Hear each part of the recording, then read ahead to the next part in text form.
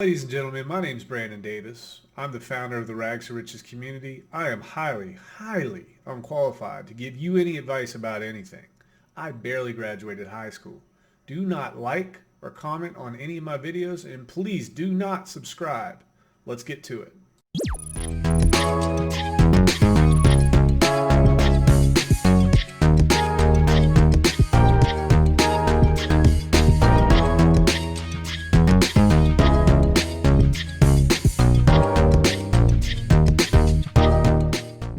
Hey, everybody.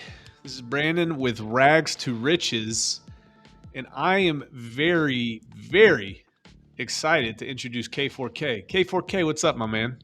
What's up, everybody? K4K, that's how I start every video.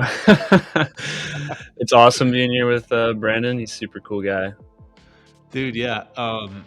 So I just want to say that it's really an honor to have you on board, man. And selfishly, I enjoy talking to people a lot smarter than I am because it's really truly the best way Don't to flatter learn me. from them.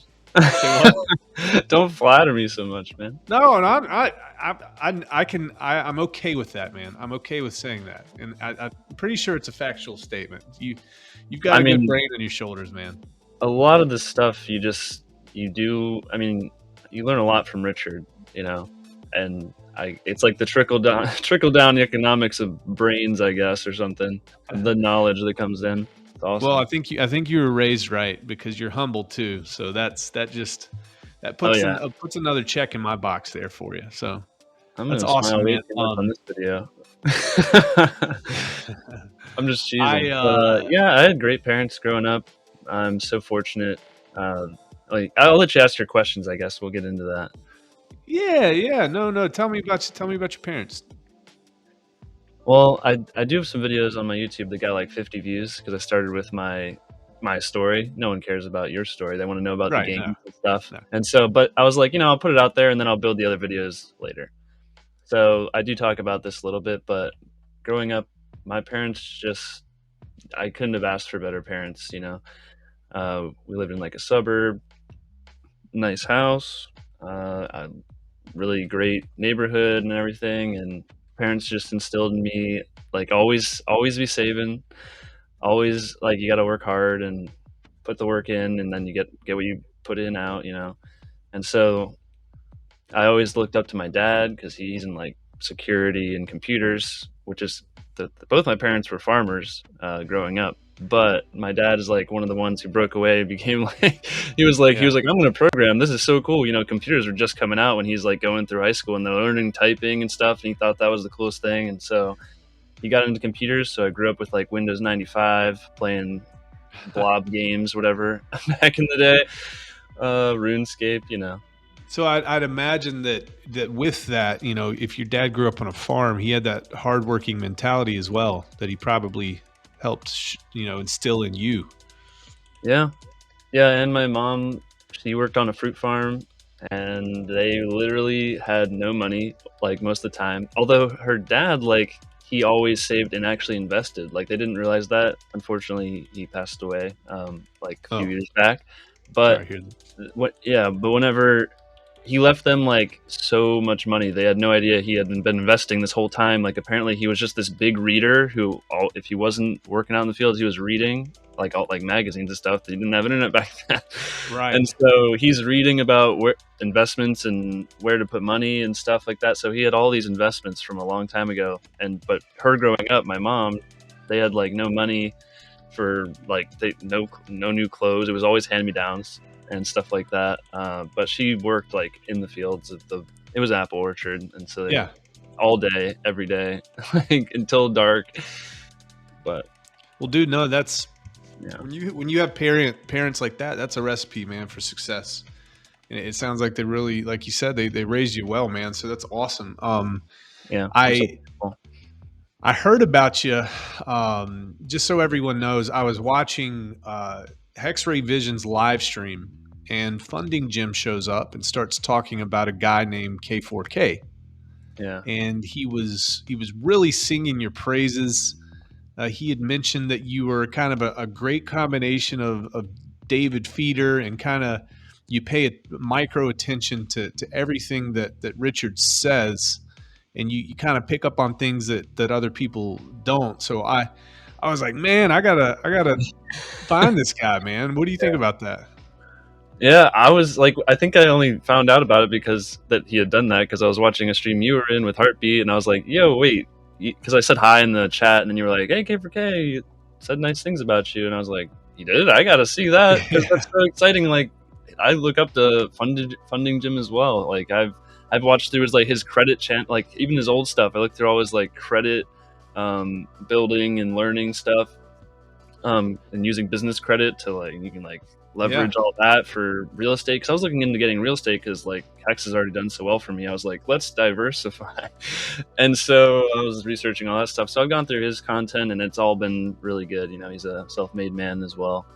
Yeah, I think it's amazing with the I guess the dichotomy of different types of people that we have in this community. You can just learn so much from so many people. That's valuable. Whether or not it's business acumen or self-help or really just anything, you can learn everything. That's what I love about this. And also, man, that's why I'm talking to you right now, because I love learning, dude. It's awesome. Yeah, I mean, I'm just sharing what stuff I've thought about, and I try to think it through as much as possible, because I so many times I've started thinking of something. I think I'm on the biggest thing ever. Oh, this was not right at all. If I'm glad I didn't post this, I'm an idiot. But sometimes you actually do latch on to the truth, and when you find it, you're just enlightened. And once you know it, you don't lose that power that you now have. It's just knowledge that you've overcome and other people will have yet too, And so I want to spread that as much as I can to help.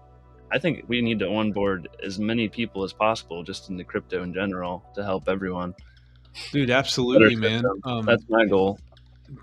That's so and we'll get into that. I'm kind of interested to see what makes you tick and why you're doing what you're doing. The thing that I like about your videos is how calm you are in front of the camera, how laid back you are, and you deliver very high density quality content.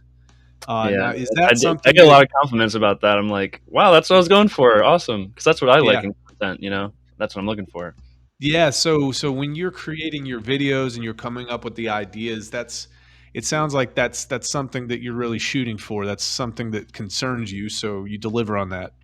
Yeah. And because if I add in extra into the content I put out, it's going to be twice as long video, because it's already so long, cut down to just the meat and potatoes. So no one wants to watch a 2-hour K4K. They barely watch a 1-hour one, I know.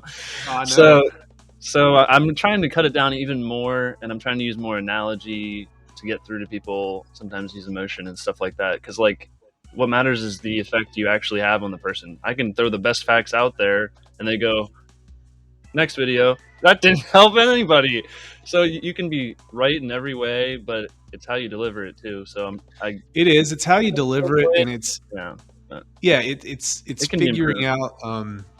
figuring out what people are hungry for. Yeah. And I think you do a really good job of that as well. And one of the things that just seems so obvious, but a lot of people don't do it, and you do it very well, is you poll your fans. You poll your people on Twitter to find out what they want from you, right? Yeah, I do that. Yeah. Yeah. I mean, I thought other people did that too. I thought I saw that before. Or maybe they didn't do it for their videos. I guess they just have questions and then sometimes they answer. But yeah, I just thought, hey, I'll let some people pick, and whatever they pick, I'll go with. And my first poll I ever did was it took 45 minutes to get to 10 votes. And I was like, hey, first 1 to 10 votes, I'll do that video. And then it took 50 minutes. I was like, okay, maybe. Well, and then it wasn't so long in the future ones. But just starting out, starting from zero is hard, Yeah. But I've noticed that. I guess in the past. Say again. I've got 1,300 subscribers now. It's crazy. I don't know. Oh, I saw your YouTube. I was about to say, you made that video thanking everybody for 1,000 subscribers on YouTube, for example. Yeah, it was a day ago. It's 1,300. Yeah, 30% increase. It's a compounding effect. So, sorry. Yeah, I tell people, I say, if you build it, they will come. So Mm-hmm. And if you build it on solid ground, they definitely come. And you're building it on solid ground right now. So I think it's awesome, man. I have kind of locked myself into, I have to be the guy who puts out the quality, like, you know, intensive content. I feel. I mean, eventually maybe I can branch out, but I think that's what I Yeah, have to do. and the thing is, Which I enjoy doing, so it's not that bad. Yeah, there's like a preconceived notion with influencers that they have to be this thing, but when you kind of distill that and boil that all the way out of the way, people show up because of you.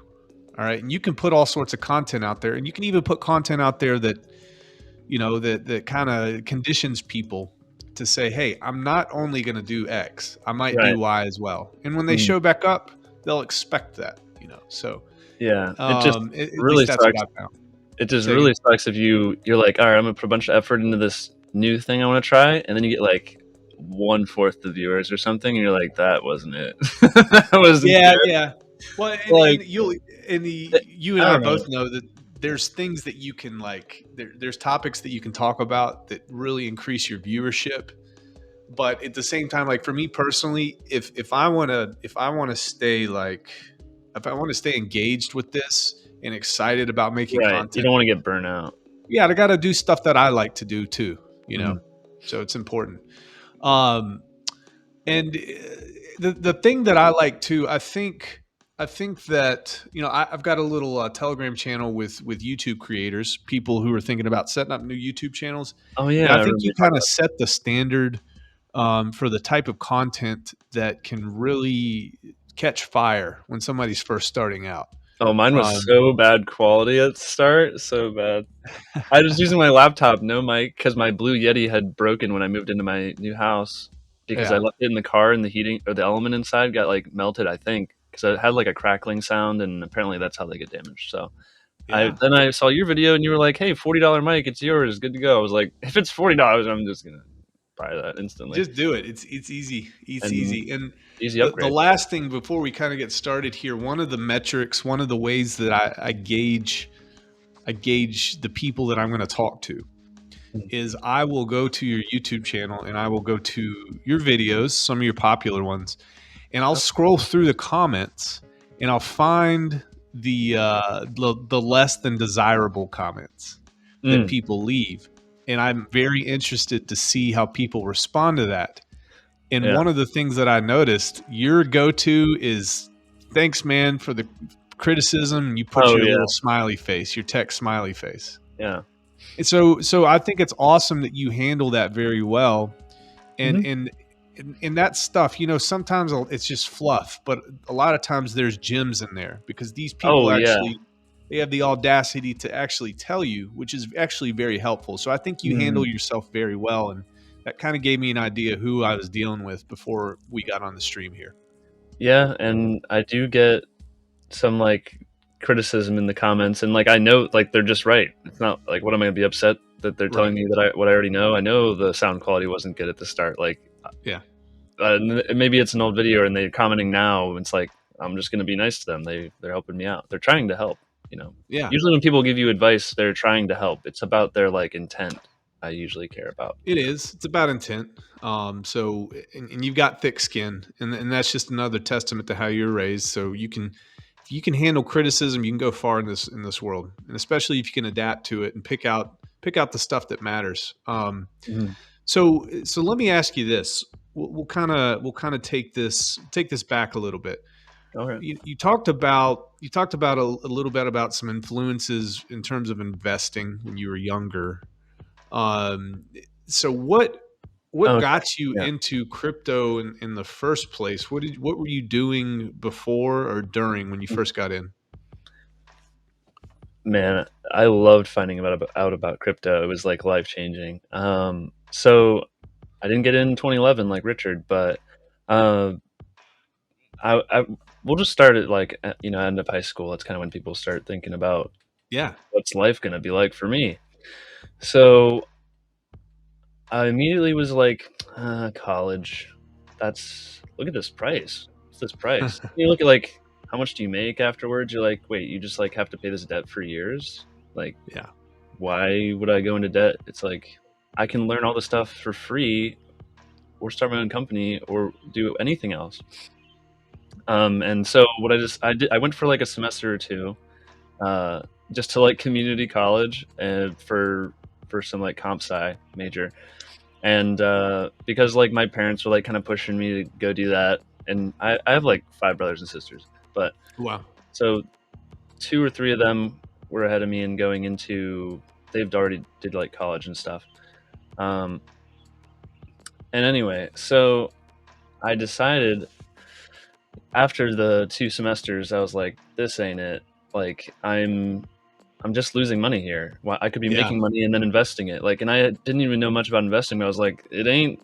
I know having dollars is better than negative dollars. So it was just logical to you. Made sense. Yeah, that's what I was thinking. I think Richard had the same idea. Like when he was like, "What's the highest paid profession?" Oh, sales. Okay, I'm going to do that. So that's what he went into, and then he just learned the next thing and the next thing, starting a business, stuff like that. And the only little business project I ever did was like I went to people's houses and like fixed their computers for them. Yeah. But I didn't really make it into a full scale business.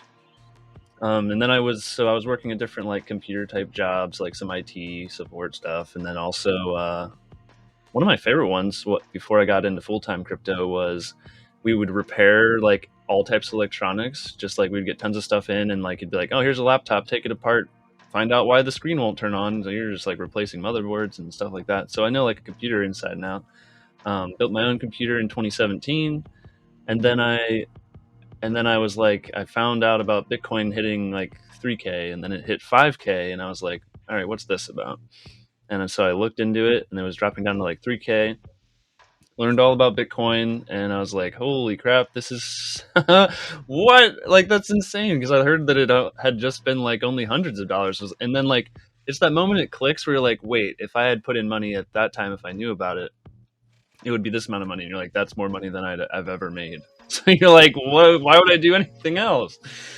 Which, I think long term, there's no way these gains can sustain or something, because people actually have to make the goods and services. Like a guy has to make bread, a guy has to make a car. You can't just be like, I'm holding dollars, I have more later, like I can buy more things. Like someone has to make the things that it's worth having these dollars. So, but we're so early that you can make insane gains, which is so cool. Yeah, that's how I got into like Bitcoin in like 2017. It was like around 3K, and then I started watching Richard's videos. He calls the top before, like months before Christmas. He's like, yeah, probably 20K by then. It's 20K. Oh, this guy's a genius. I did not sell. Big fail. I also got into like altcoins and stuff, so of course I rode those down, because the big narrative that I remember learning at the time was, if you don't sell, you don't have a loss. Right. Yeah. If you don't lose till you sell.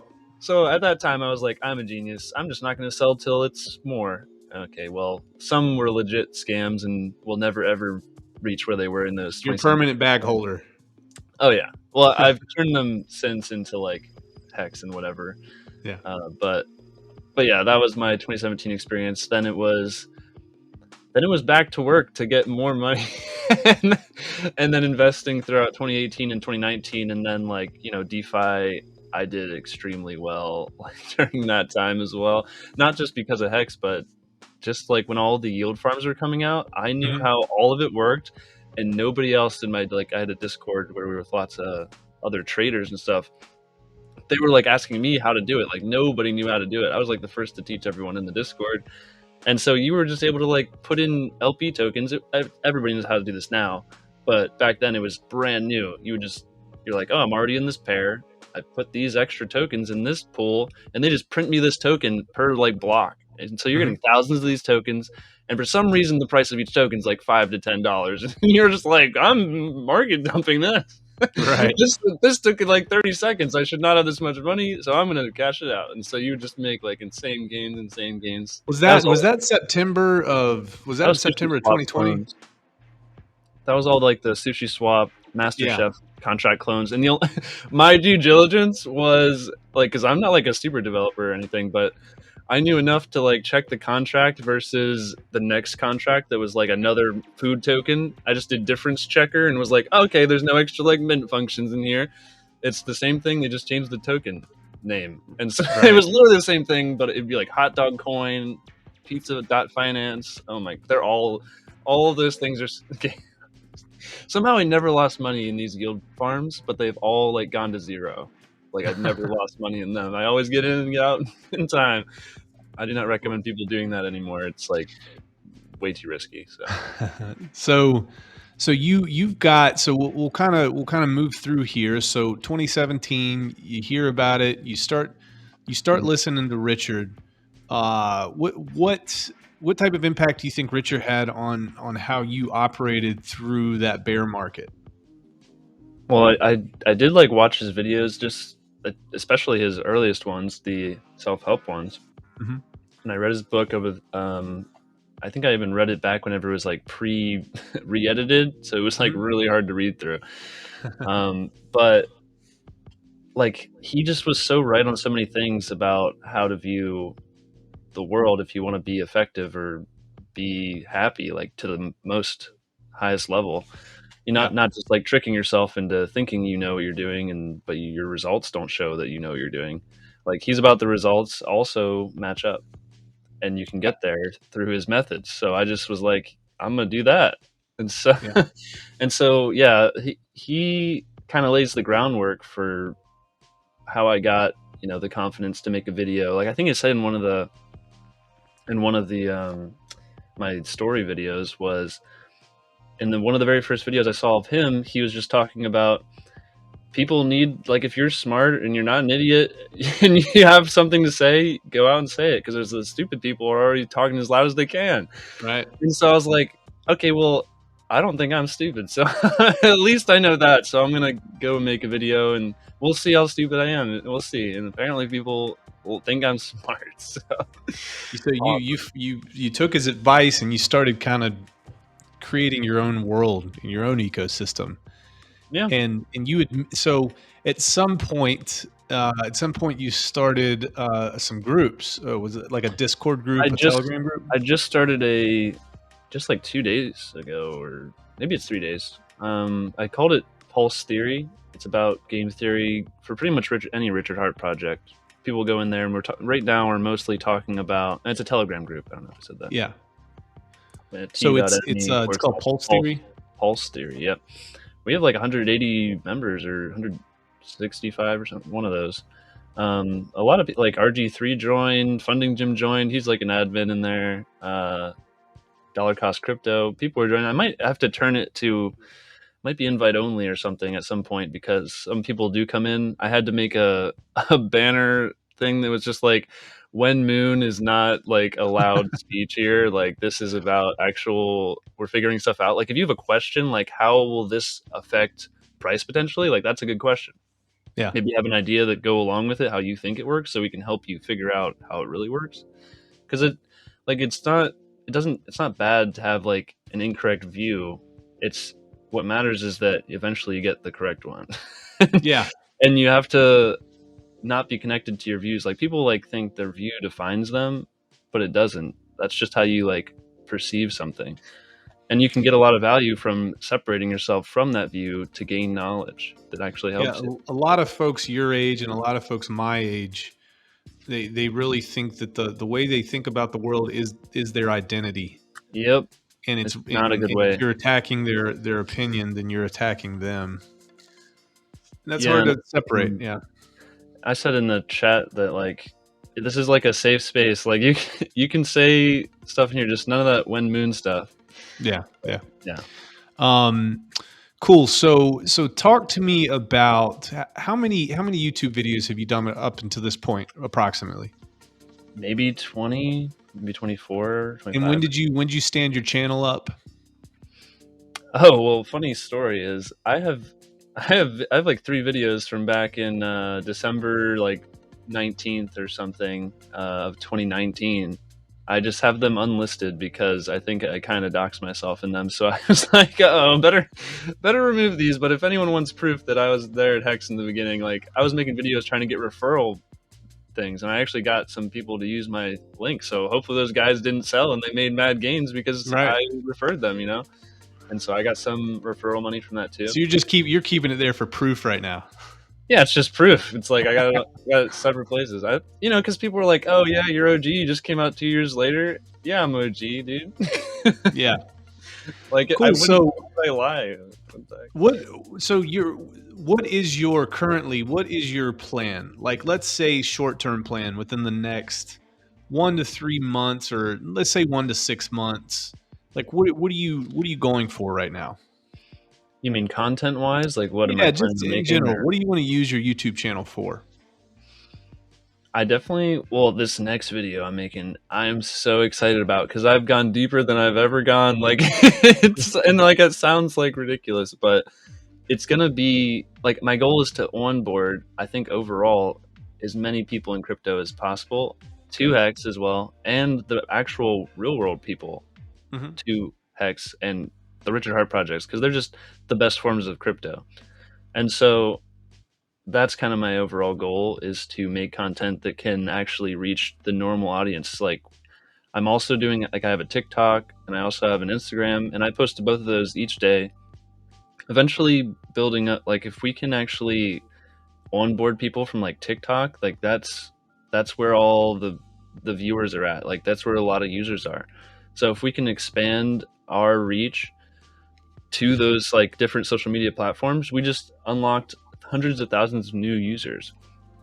And so that's kind of where I'm branching out to. So I have a lot of different feeds to go through and be like, oh, I got comments over here, comments over there. And it's like, where's my time to create and think about what I'm making next? It's kind of hard. So I'm not really sure how I'm going to scale that for myself. Well, yet. I think it's interesting. I think it's interesting because a lot of YouTubers and influencers, they make it about them, but it seems like you're really making it about helping other folks. Is that correct? That is what I want to do. Like, once you're already financially free, what's left? You benefit from everyone else also being financially free. The people you want to hang out with, if they're all stuck in their job, well, you can't hang out with them, can you? They better get rich on crypto so you can hang out.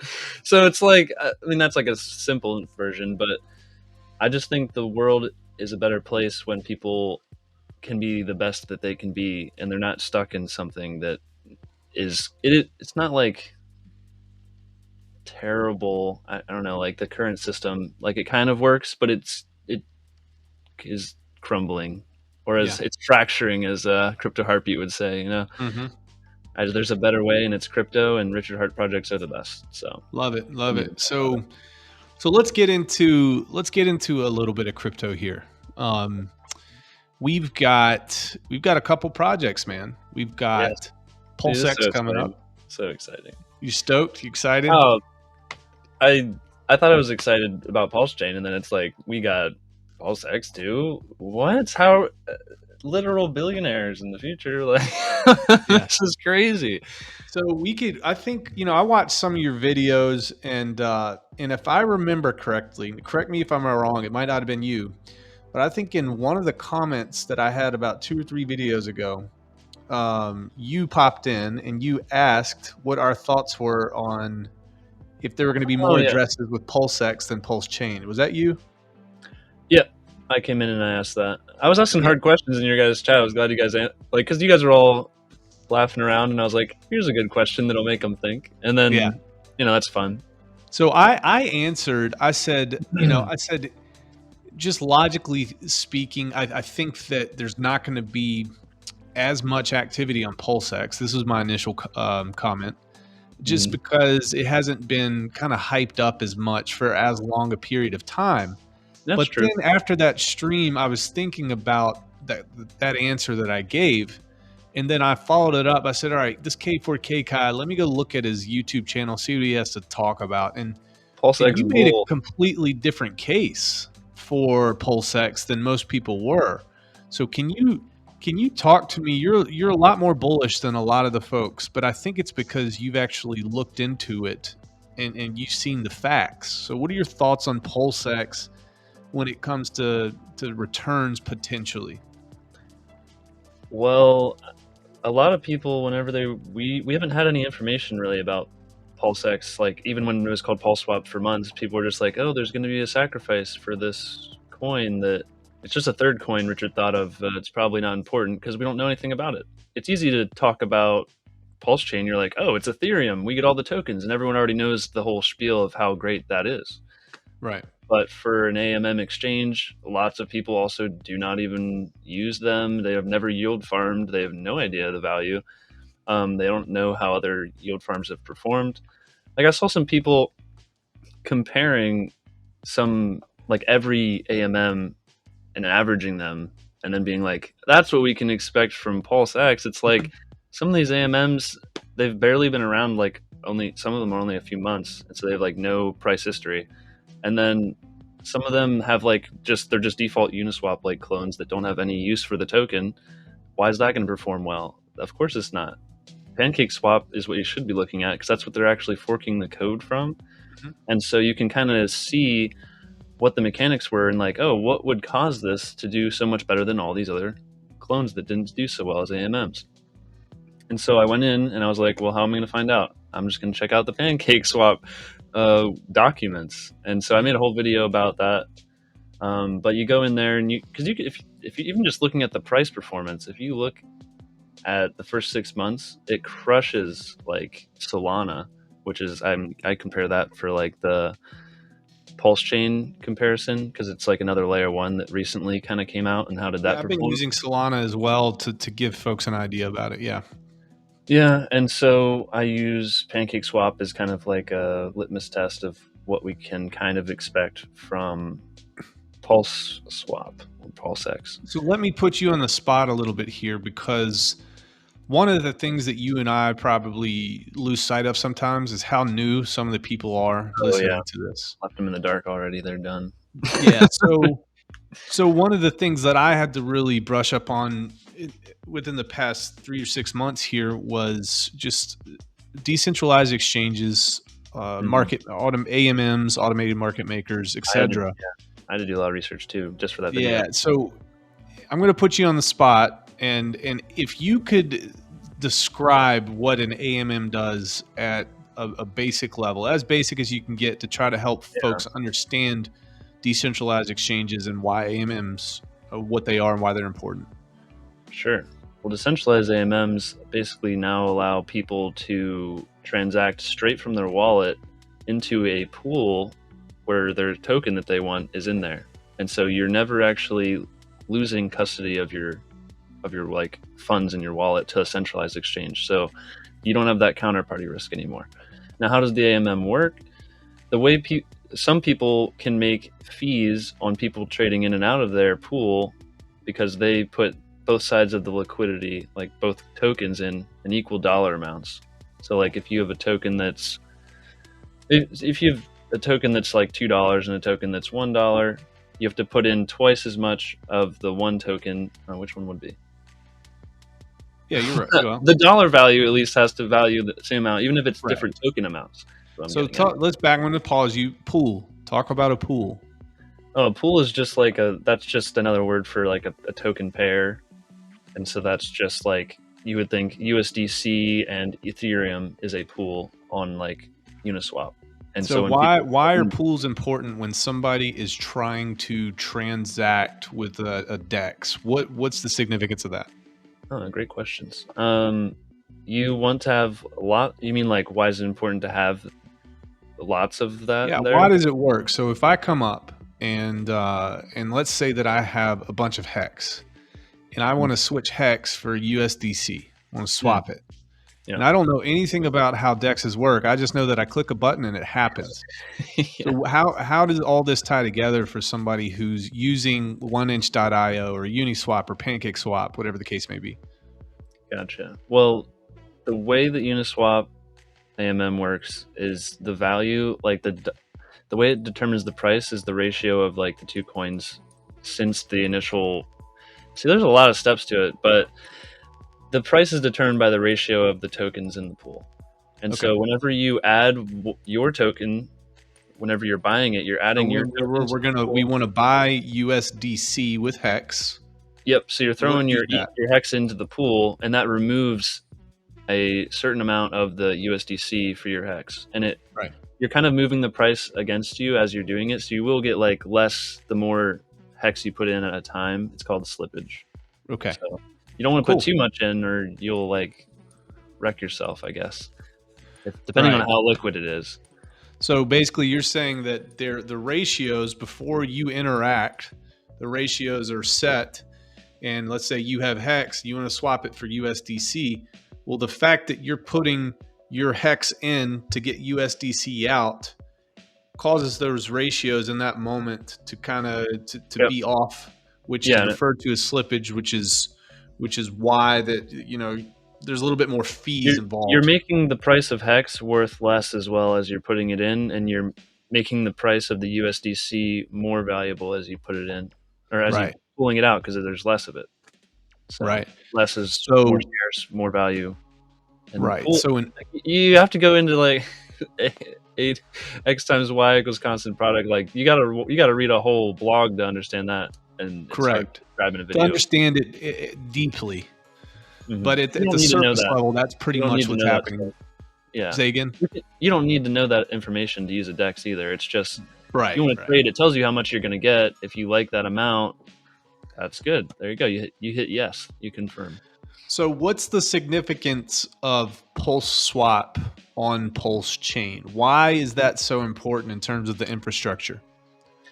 Well, there's actually a lot of volume on decentralized exchange, and so that doesn't mean much to some people because they don't trade a lot or something. They maybe just heard about crypto and they want to buy a good one. Well, volume is like how much dollars is being traded each day, and these exchanges have like billions of dollars of volume. Now Pulsex, the token, if you hold it, the price is going to be automatically bought up by the contract itself based on the volume in the exchange. So if there's billions of volume, there's millions of dollars of buy pressure automatically, and it removes it from supply. So it's always only buyer, never seller. That's what you want. So that's really good that you bring that up. So now we've injected a third component here. So you have your decentralized exchange, you have your pairs.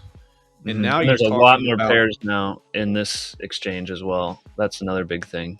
There will be what? A lot more pairs because we're pairing up PRC20, ERC20 pairs, and we're taking all the pairs that are currently in the Uniswap pool. Like all those pairs are coming over as well. So we have like the normal amount plus 10,000 more. Right. Huge. So talk to us about how the token plays into this equation, because a lot of people don't understand that. Well, what do you mean a token, Brand? I thought there's just two pairs and then you swap out. You mean I can actually invest in one of these decentralized exchanges? Is that what Pulse Swap is? Yeah, it is kind of like investing in the exchange. If you think it's going to have a lot of volume on the network, or the most volume because it's like the premier DEX, then you can get a percent like of all the fees in a way. You can also stake the coin if they include that, which Richard's one tweet kind of like, I don't know if he just said it, he might have just like indicated that you can do that, because it would be, he said it that all holders get a percent of the fees, but that is not how it works on like PancakeSwap. You have to actually stake it and then you get the stuff. And 80% of the users, 80% of Cake is all staked, and so that's like a huge supply sink of people holding it, because if you stake it, you actually get more of the token, which is also appreciating because people are buying it because they want to be able to stake it to make more. It's just like Hex in a way. Sure, nice game theory there. Very smart. So awesome. So you've got that. So PancakeSwap. If we look at PancakeSwap and we look at how it did, I guess it's a Binance Smart Chain, correct? Yep. 230x from the bottom. And what period of time? Less than 6 months. So a 230x in less than 6 months. That's better than a Solana did. Solana did 9x in that time. And Solana, what is that Sol? What's the DEX on Sol? Serum? I haven't checked. Serum. Yeah. So when people are sitting back, that's a good idea. I should look into that. Yeah. When people are sitting back and they're thinking, they get some advice from some folks on YouTube, and they say, Pulsechain is going to be the vehicle to take you the furthest. What are your thoughts on that when looking at something like Pulsex? You mean like for just long-term holding, what do you think is going to perform the best, basically? Well, we have not ever seen a DEX that's older than like 2 years old. So we have no idea if it's going to be like way better or just eventually dies off. So it's an unknown, kind of like how it's going to perform, but we have seen like some of these earlier cycles of like Pancake Swap, it did more returns faster than Solana did. Sure. So it may keep that up. Yeah. Yeah. In terms of strategy, I know you did a very nice video on strategy. Everyone you have somebody who's watching this video for the first time. Inevitably, there will be people who check that box and they haven't got into Pulse Sacrifice. They don't own any Hex. Yep. What would be your recommendation to somebody right this very second to get some type of exposure to this ecosystem? My financial advice that I never give. I just talk about what I would do. So what I would do and what's been working ever since I've been talking about it, other people say it too, but buying Hex before the sacrifice phase worked like last time, and it's working this time. Like we're up 100% plus from the bottom because people were like, well, I guess everyone sold the bottom. Now it's time to go up into the sacrifice phase because the whales want it to be high so they can get rid of huge amounts of appreciated value with zero slippage. You get to capture all of those gains and not move the price against you when you do it. Like that's a whale's wet dream, and they get to get allocation of a brand new project from the guy who made them insanely wealthy. Yeah. So what do you think they're going to do? They're going to let it stay low and not sacrifice for mega gains? It doesn't cost much to keep the price of Hex up because of the way it's designed. No one is incentivized to provide liquidity in Hex because it's way better to stake Hex, and then you get like trustless yield and you aren't at risk of impermanent loss. We won't get into that. But so no one is incentivized to provide liquidity, so there's very low liquidity in Hex, and so you can move the price up. You can quadruple the Hex price with like $12 to $14 million. It's a tremendous amount of buy pressure. Yeah, and these whales have incentive to push it up. They're making so much money by doing that, like because they're getting huge allocation of the new project. Awesome. So long-term play. So there will be most likely there's going to be a sacrifice phase for Pulsex. It's based on everything that we know at this point. It'll probably start here in about 10 days or so. Yeah, I hope it's as late as possible because I'm trying to onboard as many people as I know, because I would hate for me to get insanely wealthy and then they're all like, why did you not tell us? Like we would have put something in. So I'm making a really great video that I teased earlier about, it's going to explain what is the value of cryptocurrency, and then it's going to go into how to get into the best one. And you can possibly sacrifice before, it's time. Outstanding, dude. Outstanding. Yeah. So 10 days from now, we can go ahead and sacrifice for Pulsex. I'm very interested to see the details of that sacrifice phase. What are you guys thinking in that Telegram group? What may that include? Wait, what's the sac phase going to be like? I think what's it going to like the terms and the conditions? Like what are we going to be dealing with here? I think it's going to be just like the first one. Well, and probably not a 10,000 to 1 in terms of points. Why not? That's the question. Why wouldn't you have a high supply? It doesn't change anything. It just means the token price individually is less. People like to hold a lot of things. Why not? Yeah. So 10,000 to 1. Does the supply on a DEX correlate at all with the supply on the native chain? There's nothing that Pulsex is like taking over or is replacing. So it's not like we have to dilute anything to make it a huge supply. It's just like we're deciding that the supply of this brand new coin is 1 trillion. We don't have to dilute anything else. It's just there's 1 trillion.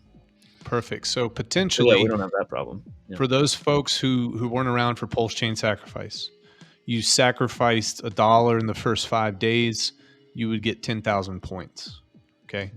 Now this could also be the same case for Pulsex when the sacrifice phase occurs. We don't know how long it's going to be. It may be shorter, presumably. Could be the same. We just don't know. Yeah, unless he thought of something that there's a reason to cut down the time. It's not like he's rushing to get, I mean, I guess he is rushing to kind of get Pulse out, but only out when it's ready. So I don't think he's going to shorten it because needs to launch an extra 5 days earlier or something. The 19-day, I do think that the OA is also going to try and do that. I'm going to add $13 billion at the end, which is fine. So talk to them about that real quick. Talk to them about what happened with Pulsechain on the last day of sacrifice. For the first 1 through 16 days, there was $670 million of value sacrificed to the address. I think 300 million of it was actual hex from like $300 million worth of hex from actual hexkin people, which means that's permanently removed from the supply, which is also great reason to buy hex before the sacrifice. And also on the last 2 days, but on the very last day, there was no volume bonus multiplier, and so the OA didn't ruin anybody's bonuses, but they did basically put in $13 billion worth of hex, which they're most likely just getting back. It's not like they actually lost it. It's just by another address they control. But they were able to capture a huge amount of supply so that it just looks like there's a huge total supply when we do circulating supply of market cap. And so we can rise the market cap chart way faster. That's mostly the reason. So based on how much you sacrifice potentially, we don't have the details out, but it will probably mimic something very close to what we dealt with this summer. Based on the amount that you sacrifice, you will get points. These points could or could not be transferred into coins for native tokens for Pulse Swap, essentially. Yep. Yep. Very excited for that. So take us out 2 years from now. All right. What is this ecosystem? What's this ecosystem going to look like potentially? What else do you think is going to happen to kind of round this out? Oh man, I should have got my other. I made a whole video on what's coming after. That one's really exciting because there's this whole list of. It's everything you would think of in crypto that needs worked on. Richard's working on it. That's his plan. He means it when he means we're dominating this space, and it's not even going to be close. Yeah. This is gonna people think Hex did well. Wait till we have our own walled garden with it. Yeah. Dun dun dun.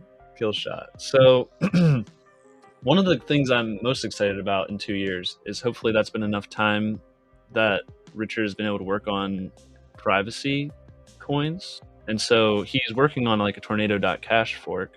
We already have the Hex NATO where you can anonymize your Hex.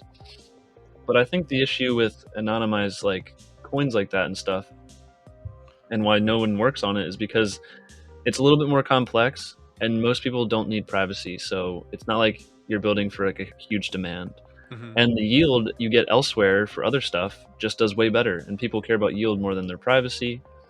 But I think Richard, if done correctly, he can make something where the yield is so good and privacy is just an added benefit to it that eventually everyone in crypto can just be anonymized because it's the most wealthy thing to do you can do. And so that can help us in the long term, with fighting against government and stuff like that. When everyone has pure privacy, it would be awesome. Do you think there's a stable coin in the future? Ooh. Well, definitely with his exchange, if that ever comes out in the next year or two. That's probably the time frame would be a year or two for that exchange, because he said that they're slow. So, and I assume it would take years for those guys, those pencil pushers. They don't do anything. Come on, what are they doing? You send them the paperwork. What do they have to ask?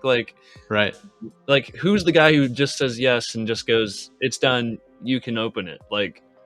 There's some guy you just have to get to. Bureaucracy is ridiculous. And well, man, I'm excited, man. So I asked a lot of folks, and I would have asked you. I want your predictions just for you. This is not financial advice, obviously, but never. Only entertainment. First ever. First 2 years for Pulsex in terms of ROI, X's. We'll do X's, and then also Pulsechain. Yeah, we will. We will put you on record here. Pulsechain. All right. Do you have any predictions I can go off of at least?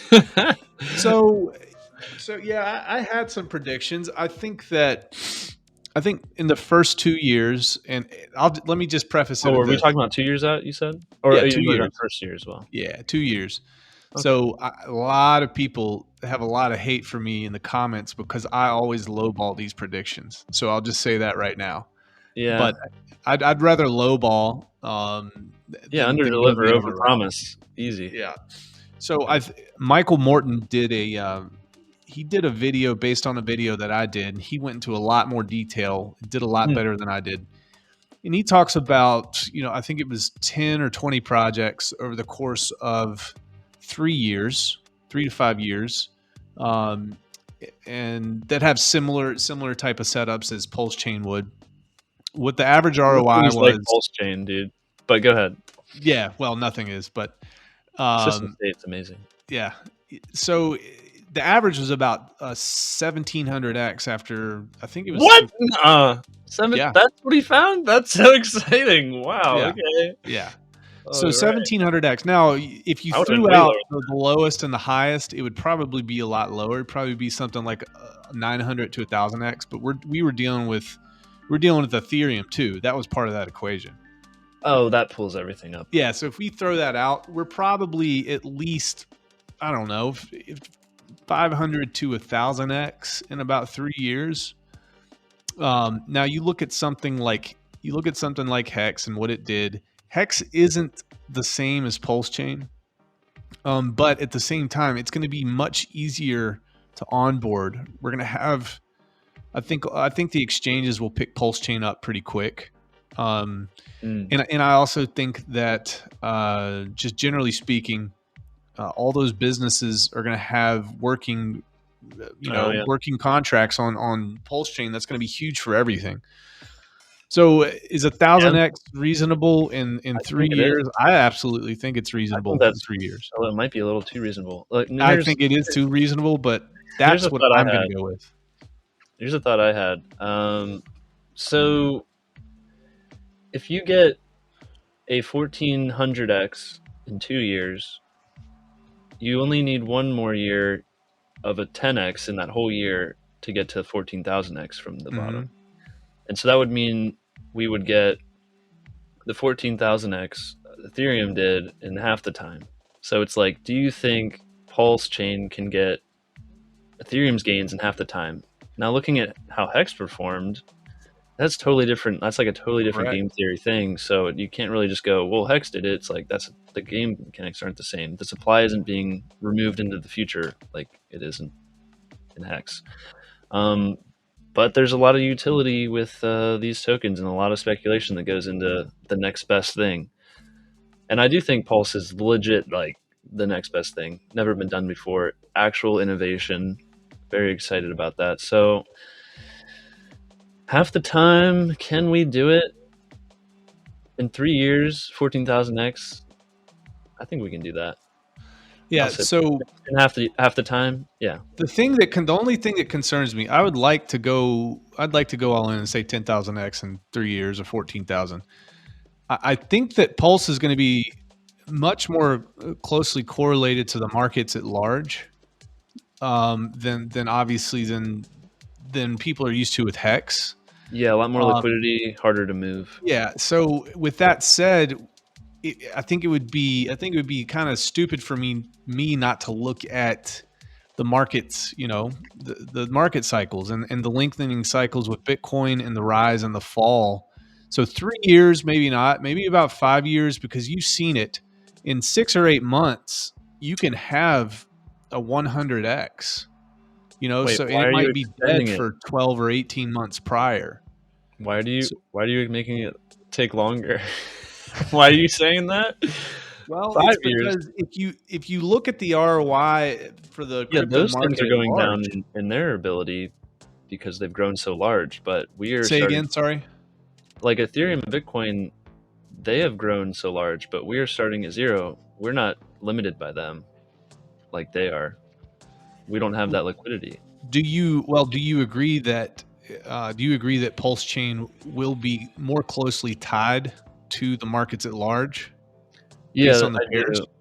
I do, because unless I did think about this, I talked about it in the game theory chat. Yeah. You know how we have hex like 85% tied to the dollar, so that we just have to do better than the dollar, yeah. and we're decorrelated. Yeah. So what if the incentive structure in Pulsex aligns the liquidity to be versus EUSDC bridged over? So if you bridge over EUSDC, which is its actual Ethereum USDC, it's not going to be the PUSD that may or may not work. The bridged over EUSD will. So if that's the pool that's incentivized, then we're tied to the dollar. When the question is, why wouldn't they do that, right? That just I makes asked sense. Richard in a DM. He didn't answer me. Did you get the second check? Did he look? I don't remember. I haven't checked, but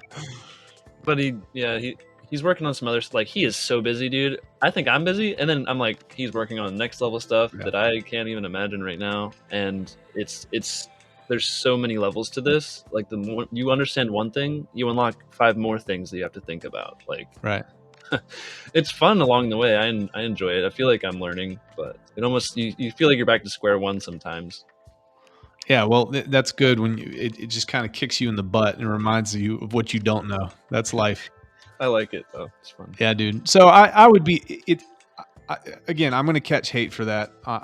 But I think in 3 years you're less likely to be wrong, I guess. Well, maybe not. It's who's closest, right? Over or under. Over under. Yeah. Price is right. I don't know. It's like, how much do you believe? People want you to believe a lot. You know? Yeah, they do, and now every part of my soul says, "Hey, we're gonna crush, man," because we do. It's the community, it's the spotlight. We're gonna have the spotlight on us a big way, and especially not at launch, but 6 months to a year after launch, when people start waking up to this, and other influencers are like, "Oh, by the way, guys, like you should probably change your settings in MetaMask right now, and you might have like another $100,000." That's right. So there's gonna be a really nice burn of people discovering the Pulsechain. Yeah. So that's going to be good too. We've got a founder with a good track record. That's huge. That's huge in crypto. The social presence is huge. We've got really good influencers. We've got good YouTubers. The community really steps up to the plate if there's an initiative to get the word out about Pulsechain. So I think we could do a whole lot better than what I just said. But I am interested to see, because there's a lot of bodies that come into the market when the market's really hot. That's how you discover things. That's how you discovered Richard, right? Well, yeah, I knew about, like, he was talking about CFD token and other stuff he was working on, which I thought was cool. I was like, yeah, like useful proof of work. It was just too hard, and tokenomics, and it was actually way too hard. So we ended up doing the Bitcoin hex, and that was cool. So very interesting stuff he comes out with. Well, dude, I am so stoked that you got on here, man. I had a really good conversation with you. I want to give you the opportunity to kind of talk about your YouTube channel, let people know where it's at, let people know your Twitter, let people know your Telegram, and just kind of leave us with some words and maybe some encouragement moving forward, or just anything that you'd like. Well, thank you so much for having me on. I know you pushed this off to play chess with Vince. I understand. But thanks so much for having me on. I really appreciate it. It's been fun too. Great questions. I like. It's so much fun just talking to people about crypto who are in crypto. Yeah. Like, I don't have very many like real life friends who are this deep into crypto. So online is the best we can do, I guess. But it's still good fun. Absolutely. So you can find me on YouTube at K4K Crypto. That's my channel. And then it's at K4K Crypto for my Twitter. If you want to join the Telegram, it's for serious people only. It's for you can hang out in there and just read if you don't have anything to say. It's Pulse Theory, so t.me/Pulse Theory. It's K4K Crypto for literally everything, I think. I don't have a Twitch account or anything, but TikTok, it's K4K Crypto. Instagram, if you want to join that. But thanks so much, man, for having me on. Parting words: buy Hex before the Pulse swap, dude. It's gonna go up. Why would it not? Just look at the chart. It's going up right now. It's probably gone up since we talked. It's probably hyping it up all day. We missed it. We're just recording this, not watching the I know, damn it. I'd be so sad if we literally missed it. Everyone on Twitter is going crazy. We just haven't been paying attention. Yeah, we're just in here hanging out, just recording a video. Well, dude, thanks so much, man. And you can stick around and we will talk soon. I'll put all of your information in the link. It links below in the description if you guys want to check out K4K. Thanks, buddy. Thanks, man. Peace out.